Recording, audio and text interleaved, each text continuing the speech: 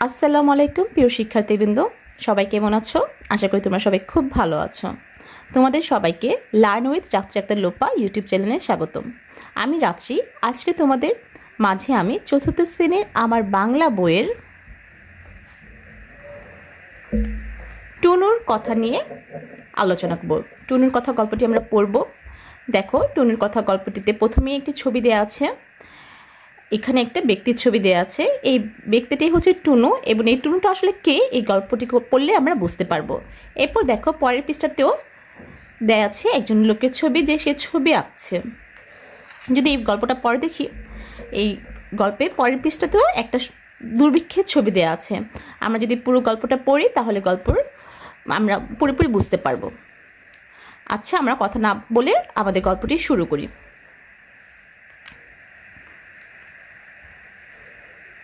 টুনুর কথা, পৃষ্ঠা নম্বর 14। বাবা মা তাকে আদর করে টুনু নামে ডাকতেন। তার বাড়ি ছিল কিশোরগঞ্জ জেলার কেন্দুয়া গ্রামে। 9 ভাই বোনের মধ্যে সে ছিল সবার বড়। ছেলেটির বাড়ির পাশ দিয়ে ব্রহ্মপুত্র নদী বয়ে গেছে। সে সারাদিন নদী দেখত, নদীর তীরের কাশবন দেখত, নদীর উপর উড়ে যাওয়া পাখি দেখত, গুণ টানা নৌকা দেখত, আর দেখত পথঘাট, গাছপালা, আকাশ ও ফসলের মাঠ। ছেলেটা এসব দেখত আর ছবি আঁকত। ছবি আঁকতে তার খুব ভালো লাগতো। পাখির ছবি, নদীর ছবি, নৌকার ছবি, জেলেদের মাছ ধরার ছবি সহ আরও কত ছবি। ছবি এঁকে এঁকে সে তার মাকে দেখাতো। মা তার ছবি দেখে খুব খুশি হতেন। তার খুব ইচ্ছা ছবি আঁকার উপর পড়াশোনা করবে। সে জানতে পারল কলকাতা শহরে একটি সরকারি আর্ট স্কুল আছে। তখন তার বয়স 16 বছর, 10ম শ্রেণীর ছাত্র। সে একদিন বাড়ির কাউকে না বলে আর্ট স্কুল দেখতে কলকাতায় চলে গেল। ফিরে এসে বাবা মার কাছে বায়না ধরে বসলো সে কলকাতার আর্ট স্কুলে ভর্তি হবে। ছেলের আবদারে বাবা মা চিন্তায় পড়ে গেলেন। 9 ভাই বোনের মধ্যে ছেলেটি ছিল সবার বড়। তার বাবা পুলিশের সাব ইন্সপেক্টর। সরকারি বেতনে এত বড় পরিবার চালানো তাদের হিমশিম অবস্থা। তবু ছেলের আগ্রহ ও জেদকে উপেক্ষা করতে পারলেন না মা। তিনি তার গহনা বিক্রি করে ছেলেকে কলকাতা আর্ট স্কুলে ভর্তি করিয়ে দিলেন।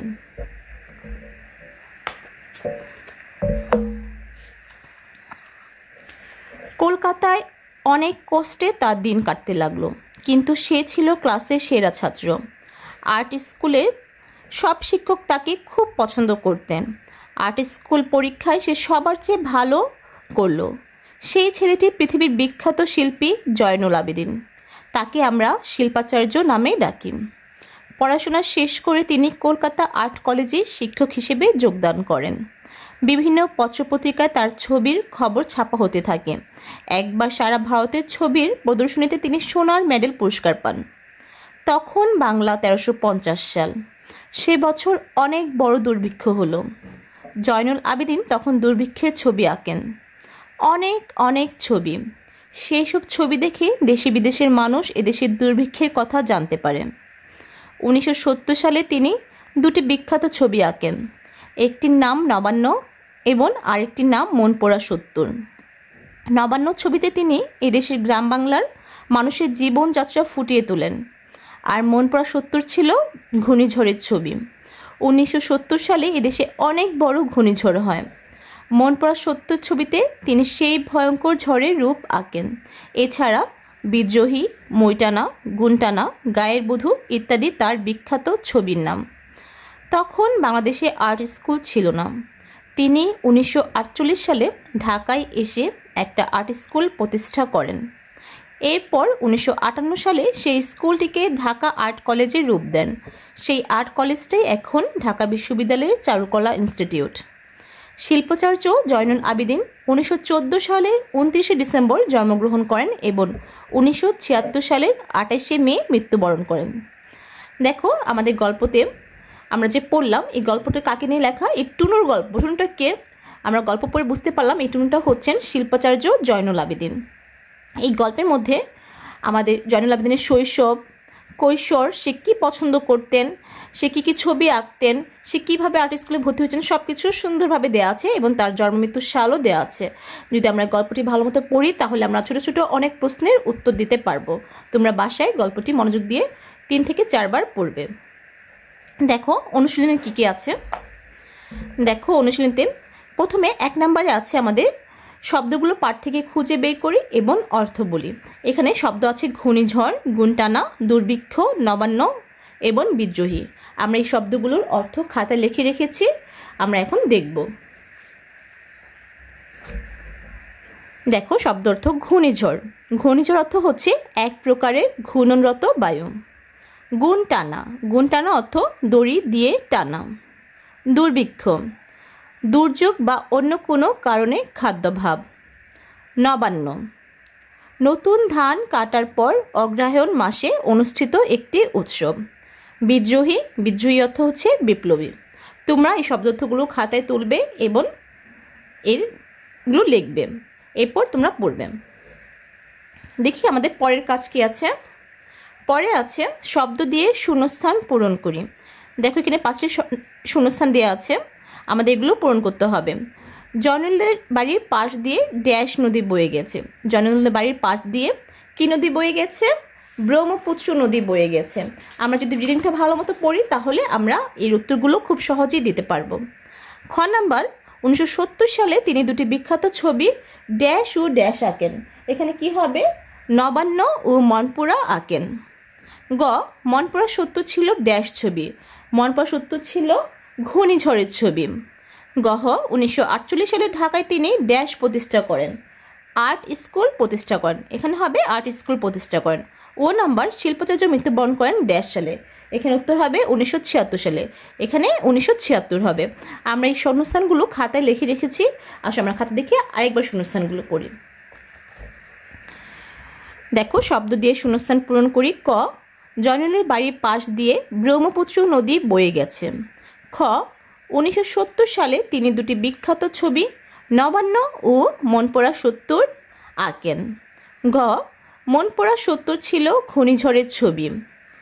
ও, 1948 সালে ঢাকায় তিনি আর্ট স্কুল প্রতিষ্ঠা করেন। তারপর ও নাম্বার, শিল্পাচার্য মৃত্যুবরণ করেন 1976 সালে। আমাদের শূন্যস্থানগুলো পড়া শেষ হয়েছে, তোমরা বাসায় এগুলো খাতায় লিখবে। দেখো 3 নাম্বার কি আছে। 3 নাম্বার আছে জয়নুল আবেদিনের সংক্ষিপ্ত জীবনী রচনা করি। আমরা এখানে জয়নুল আবেদিনের সংক্ষিপ্ত জীবনী কীভাবে রচনা করতে হবে তার কিছু ক্লু দিয়ে দিয়েছে। দেখা আছে নাম লিখতে হবে, জন্মসাল ও জন্মস্থান লিখতে হবে, শৈশব লিখতে হবে, কলেজের নাম লিখতে হবে, তার আঁকা বিখ্যাত ছবি, তার গড়ে তোলা প্রতিষ্ঠান এবং মৃত্যু তারিখ দিয়ে তার সংক্ষিপ্ত জীবনীটি আমাদের লিখতে হবে। আমরা খাতায় এগুলো লিখে রেখেছি, আসলে আমরা একটু পড়ি। জয়নুল আবেদিনের সংক্ষিপ্ত জীবনী। নাম, নাম হচ্ছে জয়নুল আবেদিন। জন্মসাল, জন্মসালও এখানে হবে জন্মস্থান। আচ্ছা, 1914 সালের 29শে ডিসেম্বর কিশোরগঞ্জ জেলার কেন্দুয়া গ্রামে জন্মগ্রহণ করেন। শৈশব, শৈশব হচ্ছে ছবি আঁকতে ভালোবাসতেন।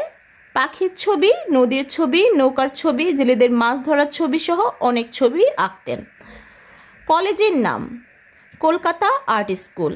বিখ্যাত ছবি নবান্ন, মনপুরা সত্তর, বিদ্রোহী, মইটানা, গুণটানা, গায়ের বধূ ইত্যাদি। তার গড়ে তোলা প্রতিষ্ঠান ঢাকা আর্ট স্কুল, যা বর্তমানে ঢাকা বিশ্ববিদ্যালয়ের চারুকলা ইনস্টিটিউট। মৃত্যুর তারিখ 1976 সালের 28শে মে। দেখো তোমরা এই যে জয়নুল আবেদিনের সংক্ষিপ্ত জীবনী সুন্দর করে খাতায় লিখবে। যে জায়গা যেটা লিখতে বলেছে, নামের জায়গার নাম, জন্মসাল, জন্মস্থানের জায়গায় জন্মসাল, জন্মস্থান এবং শৈশব, কলেজের নাম, বিখ্যাত ছবি, তার গড়ে তোলা প্রতিষ্ঠান, মৃত্যুর তারিখ, এগুলো তোমরা যে জায়গা যেটা দরকার সেটা সুন্দর করে লিখবে। তাহলে আমরা পরের কাজে যাব। দেখি পরে কি আছে।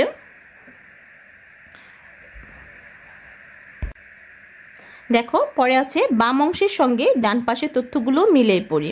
এখানে বাম পাশে কিছু বাক্য দেওয়া আছে, আমাদের ডান পাশে কিছু বাক্য দেওয়া আছে। এই বাক্য এলোমেলোভাবে দেওয়া আছে, আমরা বাম পাশের সাথে ডান পাশের বাক্যগুলো মিলিয়ে পড়ব।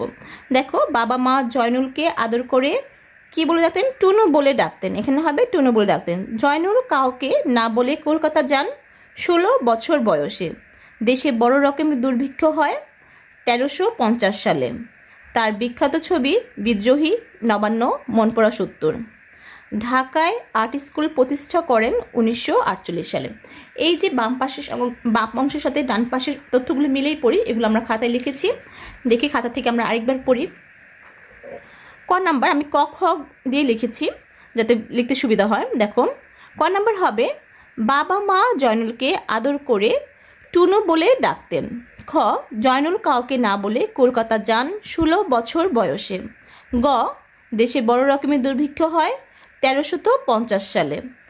ঘ, তার বিখ্যাত ছবি বিদ্রোহী, নবান্ন, মনপড়া 70। ও, ঢাকায় আর্ট কলেজ প্রতিষ্ঠা করেন 1948 সালে।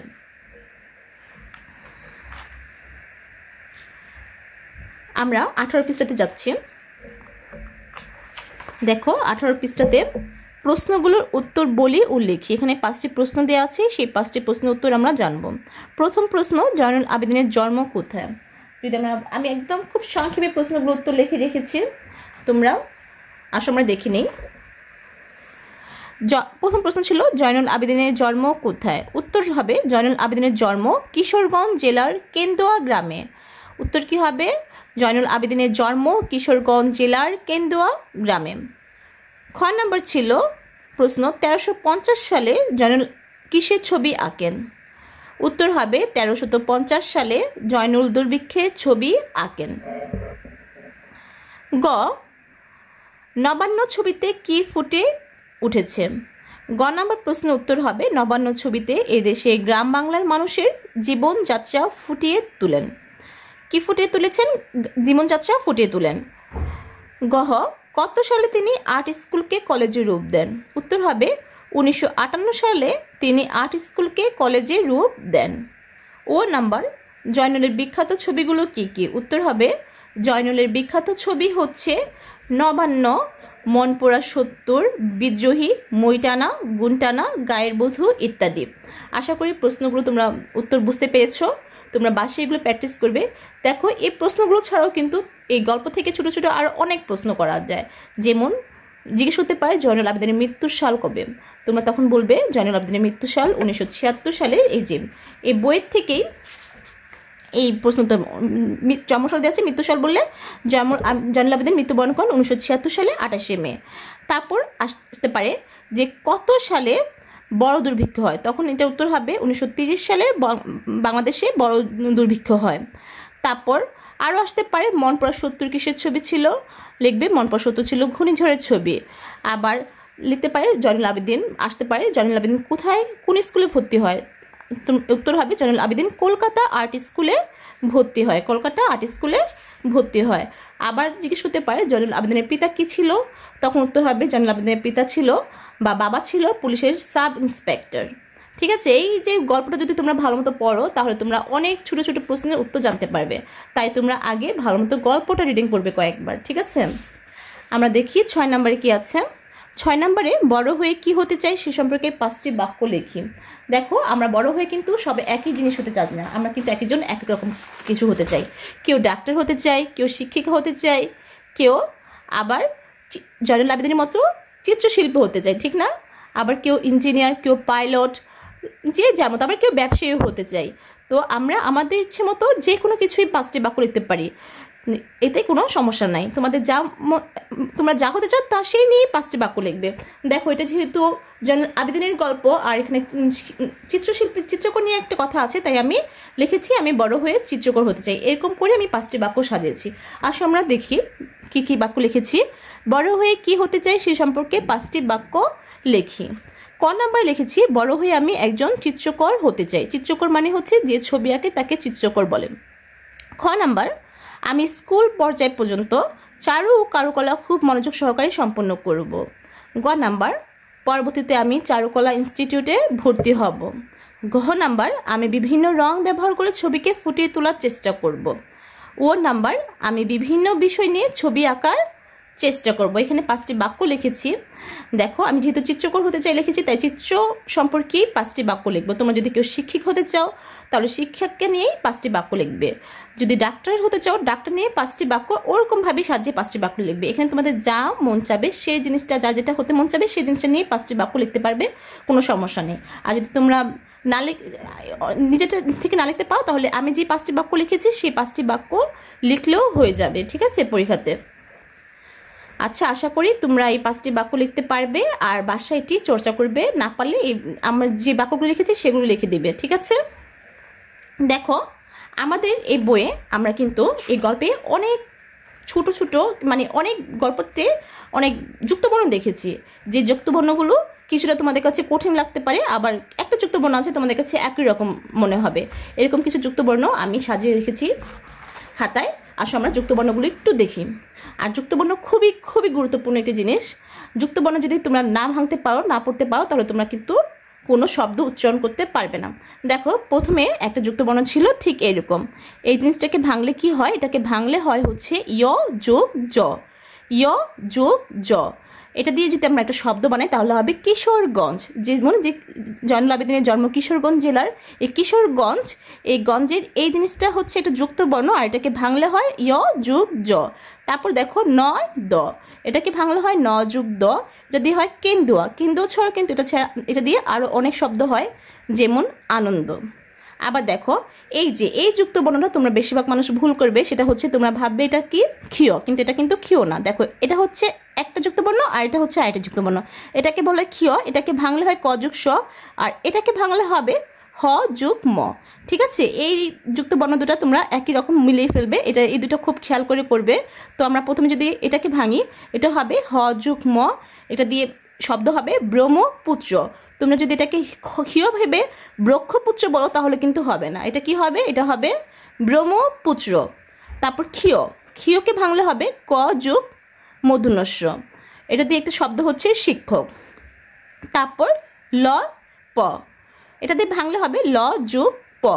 তো ল যোগ প দিয়ে যদি আমরা একটা শব্দ বানাই তাহলে হবে শিল্প।